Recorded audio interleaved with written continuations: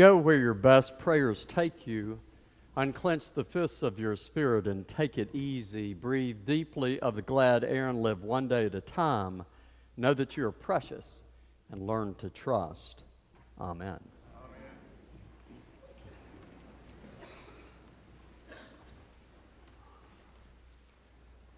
Well, I didn't hear you guffaw or laugh, but I was kind of surprised when you were listening to Proverbs. Were you really listening? I thought the women were going to go like, hey, what is this? I love it. A woman who, come on, she cooks, she cleans, she sews, she runs the household, she dyes her own wool, she makes her own linen, she has a side job, and the husband gets to go sit and smoke and catch up on the gossip at the city gate, which in our world is you get to go to the golf course. I love this life. Come on. Okay, now you're awake. That's the lesson. I didn't write it. Don't blame me. Don't kill that. I didn't write this stuff. But there it is. And you know what? I met that woman. I really did meet that woman. I met her in a series of stories about southern Mississippi, near where my family's from, in the Delta, near Jackson. And this woman's name, this woman of great value, is named Claudia Cox. She works for Health Connect. Health Connect.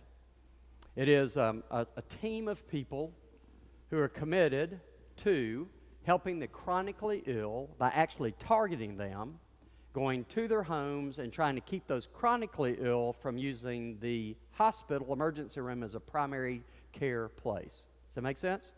So they're trying to change the system. And as you can imagine, and you may not know that part of the world, but I do very intimately, so does my extended family, Lois's family, it is poor. And most of her patients are poor, many of them elderly and alone. But she is a ball of fire. She's funny, got a great sense of humor. And let me just introduce you by taking her in the car with her. So she starts her day, she makes house calls all day in rural Mississippi, trying to find where these people live. She's got the radio on. Yes, she's a health professional. She's got a cigarette hanging out her mouth. Her laptop is plugged in, and she's messing with it because she's looking at her calendar and looking at data. On the floorboard in the passenger side are a stack of patient charts that she unbuckles her seatbelt and leans over and picks up one at a time because the car's doing this down the road. She got her phone on because she's calling people and saying, Miss Hattie, I'll be there at so-and-so and so-and-so. And she's also using that smartphone as a map. She is moving. And then she gets to the house and knocks on the door. It's a shotgun house down one of those one-lane roads with oak trees and pine trees that you know so well. And she knows Miss Vonda is not going to answer because she's in bed. So she knocks and lets herself in. Walks right on in. Miss Vonda, how are you today? I heard that you had the pneumonia. She said, I do. She said, I went to Florida and got sick at the Holy Land. Now, see, some of y'all haven't been to Orlando. The Holy Land, she said, yes, it's an amusement park. It has Jerusalem, Noah's Ark, and the Passion Play. Claudia didn't miss a beat. She said, Miss Vonda, that's a spot I need to take my baby girl. Now, are you good with your medicines? You know you have to take your medicines. Miss Vonda looks guilty. Now, take them regularly. I'm going to get them back out and line them all up and get all the instructions right. And you're not oxygen dependent, and we don't want you to be. Well, I never had asthma till I came down south. I know that.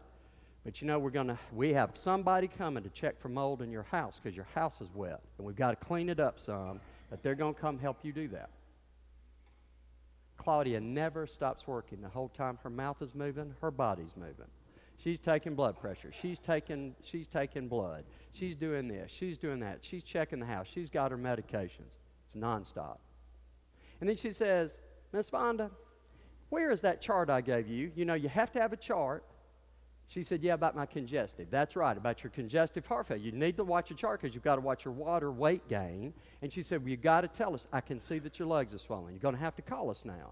She said, you're not drinking too many sodas and juices, are you? They've got bad soda in them, bad sodium. And then she gets quiet and she says, remember, knowledge is power. Well, this goes on for a little more, and then she's done. She's seen her for the day. Packs her stuff up. She's starting to leave, but she stops. So Miss Vonda, she says, is this your family? It is. She says, this is my family. She says, is this your mama? She says, no, that's grandmama. She was 95 when she passed, and she's the one that got me south. I came here to take care of her. And then Claudia's out the door and headed to her next stop. I couldn't read enough of that. That make you proud that there are people in the world caring for others in such a kind, orderly, professional, respectful way. And I use that word clearly. Did you catch it? How respectful she is of this woman, this older woman who is her senior, and also a fellow human. Just very touching. See, Claudia is the modern version of the woman in Proverbs. She really is. Because what Proverbs is trying to do in its own way, yes, it's dated out a little old-fashioned, antiquated, maybe a lot old-fashioned, but it really is trying to venerate women, particularly in a society within which and from which we didn't often hear their voice or their viewpoint. But we hear it in this passage. She's strong, this woman. She's industrious. She cares for herself. She seems more important than the man. And in fact, I left out, there's a little section in there about that she carries both the staff and her loom. She is both strong and productive. See, it's trying to raise up and venerate women, doing it in its own fashion, a little old-fashioned, but it's trying. And if we look more deeply, what do we really see in the busyness of this woman? See, the passage is pointing us somewhere deeper. And you heard it in that illumination that was read, that little bit we read to give you an idea of what the passage is about.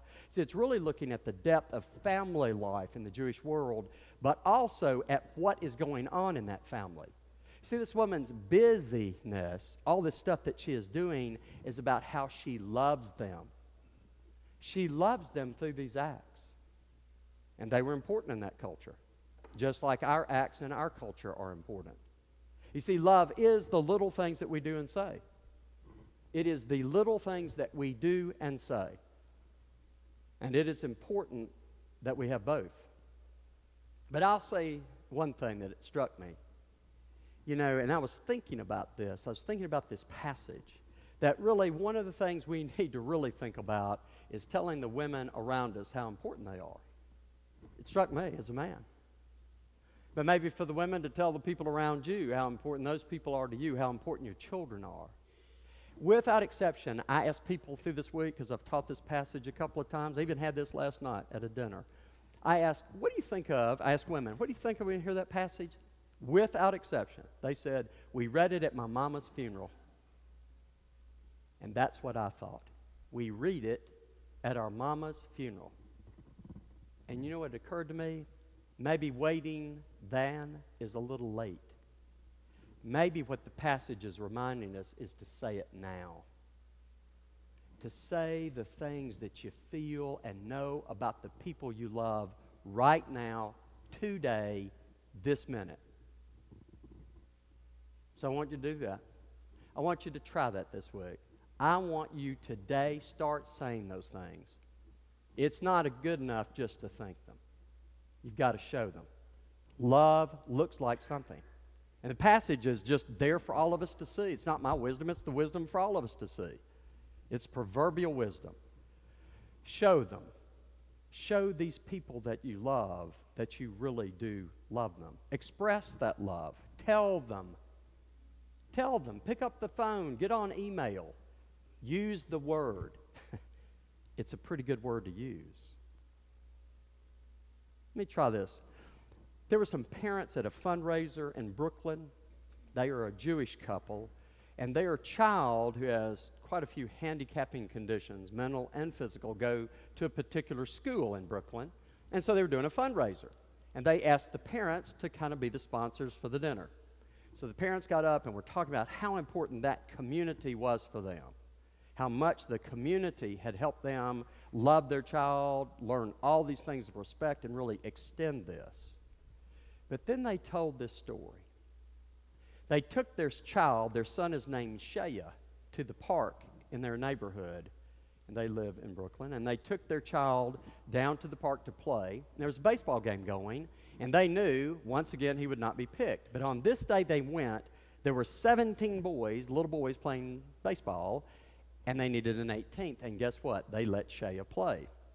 So the parents, once they kind of got Shea set up, they kind of went up the hill to give him space, which I thought was brilliant. Got away from it. But they sat and watched.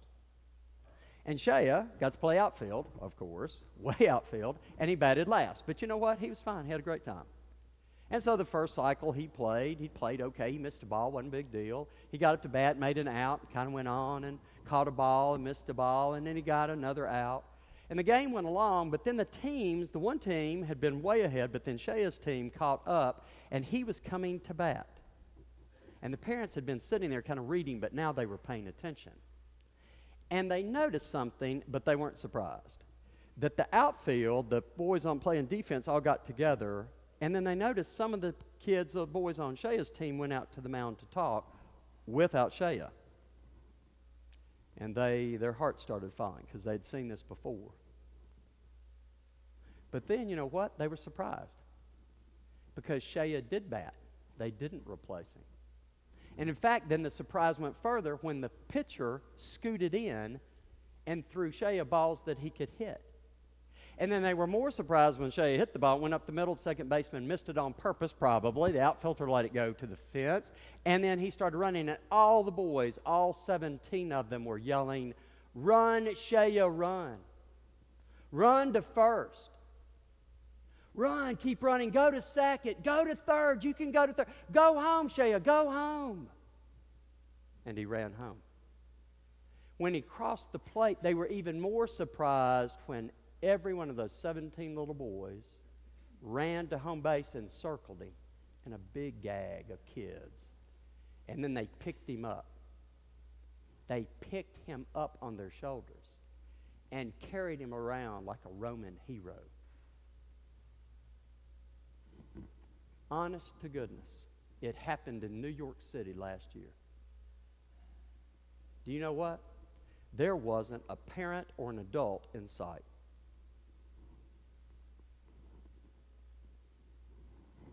Love, spontaneous love, just raining down. You know, it is really hard. Let's really be honest. It is hard to love sometimes. It is hard to love. And it's often hard to love the people closest to us because we know their faults and they know ours. We want to fix them, repair them, pull on them, push them, nudge them, whatever. I got a lot of that energy in me. Always trying to create, recreate, make it better. All good motivations. Doesn't mean the motivation's wrong. But I was reading this passage today and thinking about telling the people around me that I love them.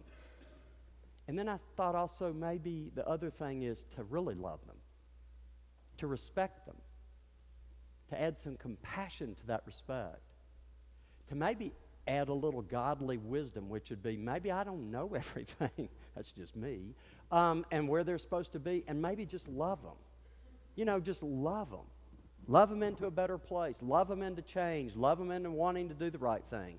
Love them through a hard day. Love them through a hard life. I don't know. Just love them. Let it rain on down.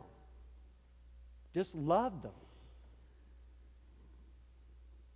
Well, I was thinking about all this, and I was thinking, for my generations, a lot of y'all know it because you can hear the music, but I'm not going to play it. I'm not going to play it. But I was thinking of Sweet Baby James Taylor. And I can just hear that tune. He was right. Shower the people you love with love. Show them the way that you feel. And then things are going to be much better if you will.